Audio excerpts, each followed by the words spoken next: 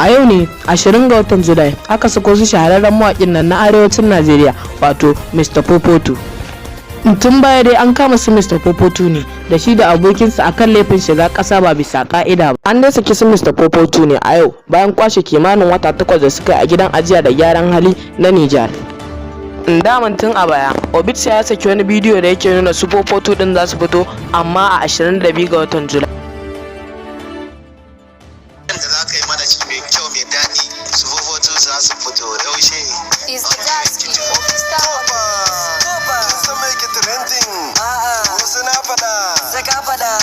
Su Popoto za su fito. Abadan Allah. On 22. Su Popoto za su fito.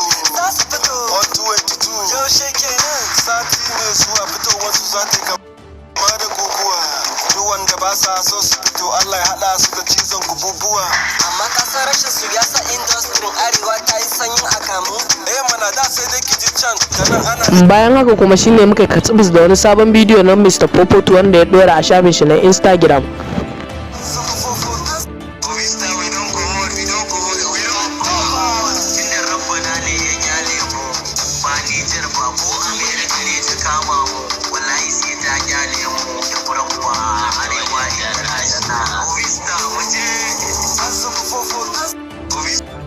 Ga wanda bai danna mana subscribe bai taimaka ya danna subscribe kana ya danna alamar ƙararrawa. Mun gode.